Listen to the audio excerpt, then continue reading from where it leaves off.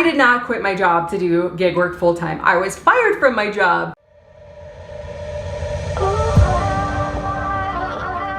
Well, hello, you are watching Steph on the Pedal. So, since I have been in this gig space rideshare world, I have heard a lot of people ask about what it's like to be full-time, if you're able to make ends meet, if it's a good idea to quit your job to go full-time. I'd like to talk a little bit about that and also my experience and how much I personally rely on my income from gig work and a little bit of rideshare. Not so much rideshare anymore, but gig work. Before I do that, I would like to mention Cover, who is today's video sponsor. Now, Cover offers benefits to your gig worker and rideshare driver, and those benefits start at $7 a month. They have a lot of different things included in those benefits, so I'd like to go over those really quickly with you. The first benefit that they offer is what they call income guarantee. So if you have something happen, like say you're in a car accident, if you're hospitalized, if you have been temporarily deactivated, then Cover will cover 80% of your lost income. And that's something that you do not have to pay back with your Cover membership. They also offer paid sick leave. So the way that works is if you aren't feeling well, you can borrow up to $300 from yourself, and then you pay that back in 6 weekly payments of $50. Now, this is personally one of my favorite benefits that they offer because this is something that feels very tangible to me, and everything else is really preventative, which is great. But what's cool about this is that you actually get a free monthly membership with Hurdler, which is a auto income and expenses tracker plus an automatic unlimited mileage tracker, which is awesome because even at the base membership level at $7, right now I am paying $8 a month. Actually, I think it's $9.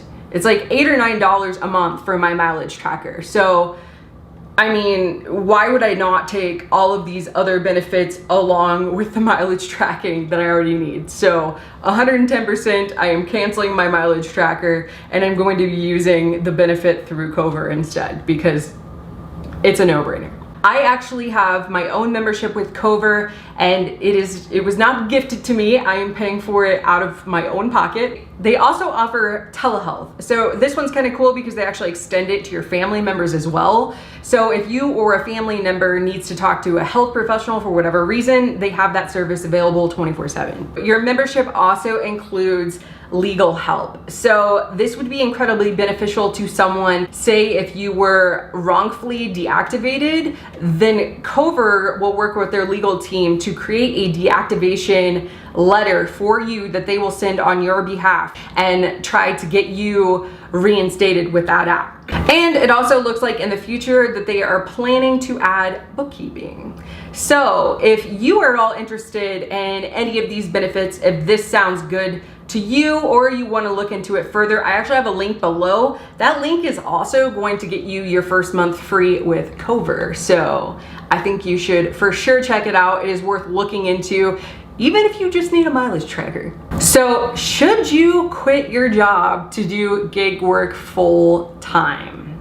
Well, first I want to share my personal experience. So I did not quit my job to do gig work full time. I was fired from my job and kind of forced into doing gig work, actually rideshare. I started with Uber and Lyft. So it wasn't really a choice that I had, but it was easy for me to slip into really quickly to make sure I could earn income while I was looking for something else or trying to figure out my next move. So before I was fired, I was bartending. I was fired from my bartending job. I actually have a portrait photography business, and I've kind of been up and down with that. And really that business is so heavily reliant on whether or not I'm marketing myself well that if I slip a little bit and I'm not really paying attention to that, then I don't have clients.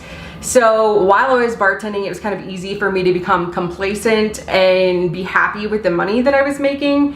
And then once I switched over to gig work, or rideshare, I was definitely making less money.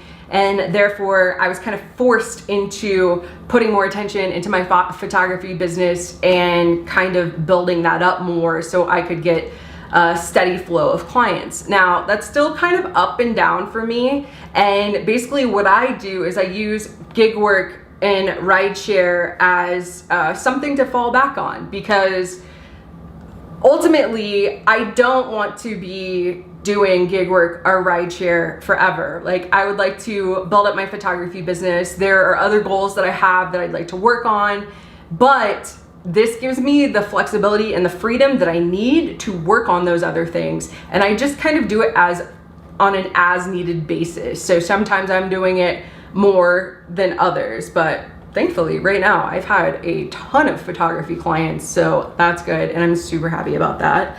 But depending on the season and how many photography clients I have, I sometimes heavily rely on that income from gig work. So even though I wouldn't consider myself full-time gig worker, I am dependent on my part-time income. So if you are actually considering leaving your full-time job to do gig work, I think the biggest thing you need to consider is, okay, what type of job are you leaving? So is this a dependable job? Do you have benefits? Are you saving for retirement? You know, what are you actually giving up? And you have to think about, okay, so let's say you make $25 per hour, you on average with your gig, which that might actually be kind of a high number, depending on who you are and where you are. But let's just use that number roughly. Let's say you make $25 an hour. Now let's say you're leaving a job that makes you $20 an hour. Have you figured out, you can't just say, oh, I'm going to gig work because this makes me $5 extra an hour. Really, it doesn't. So, I mean, you really have to figure out, okay, this is before taxes. How much am I making after taxes? Also, I'm leaving benefits. I'm leaving my health insurance. You might have to get health insurance on your own. So how much are you gonna have to pay out of your own pocket for health insurance? And is that going to be worth it in the end? Also, have you tried multiple gigs? Are you quitting your full-time job to become a full-time gig worker and you only have one gig that you can rely on, that at any point in time you could get deactivated, something could happen. These gigs aren't 100% reliable. You always have to have a backup. And in my opinion, not just one backup, I think multiple backups. Like, if I were you, I would just sign up for as many as you possibly can. That way, if something happens with one gig, then you can always move on to the next. Or let's even say if, you know, there's one day where you can't make any money with Instacart. Well, move over to DoorDash, move over to Shipt just for that day, because if you're relying on this income, you need to have that flexibility and those options, or else you're gonna be in a bad way. Also, how long have you been working the gigs? So if you only have a couple of months as an example, you might not have an accurate representation of what kind of money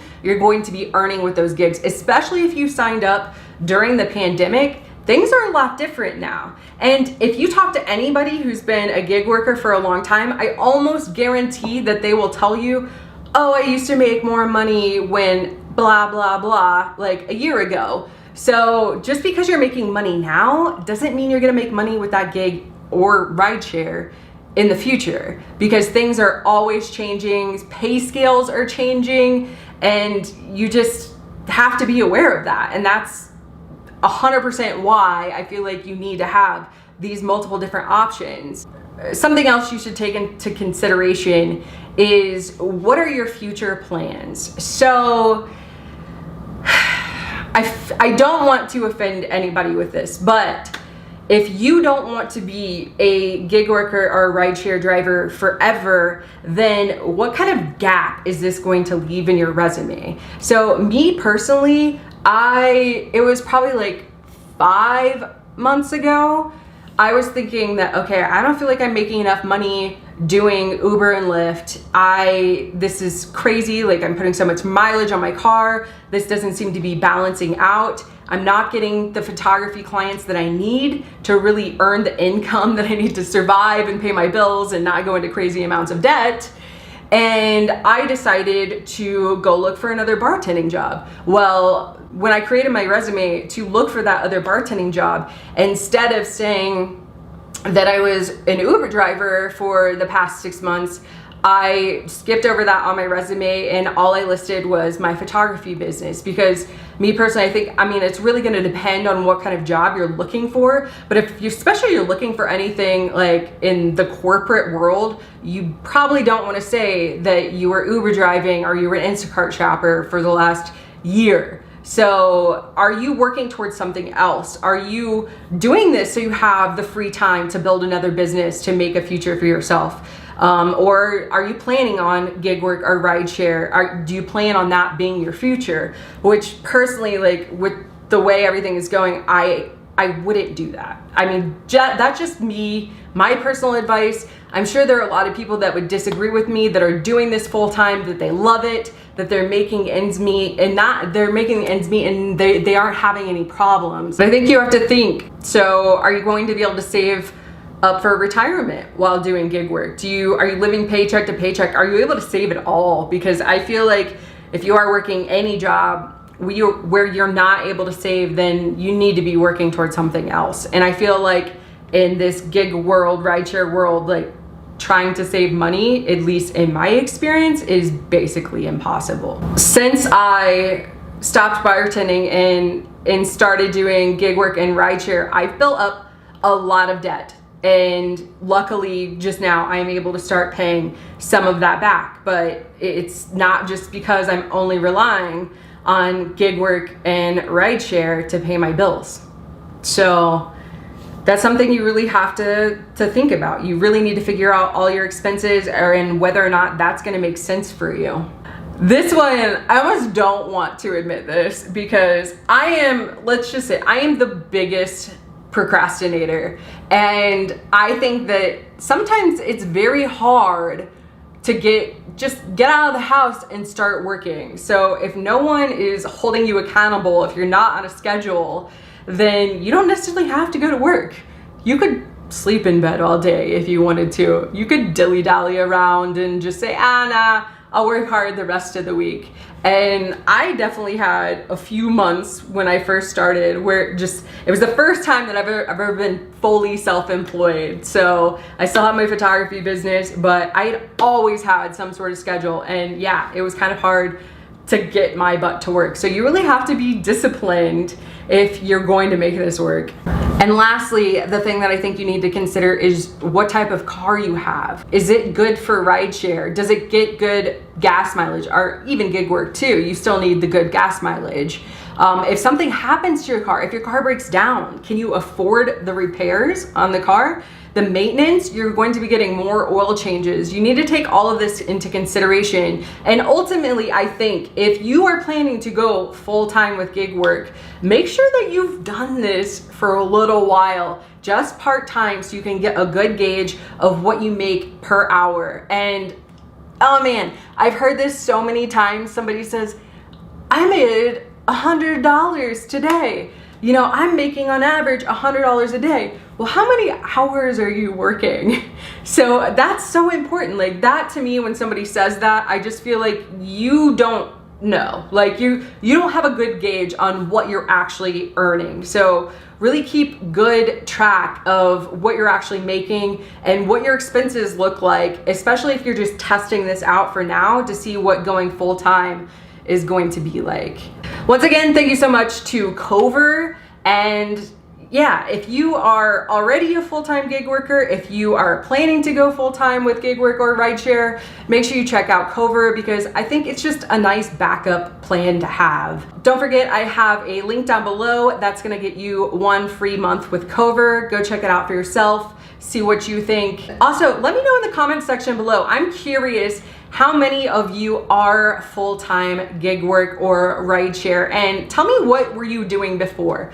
I'm curious to see what your overall opinion is on being a full-time gig work or rideshare driver. Cool, thank you so much for watching. Make sure you give this video a thumbs up and subscribe. I'll see you soon.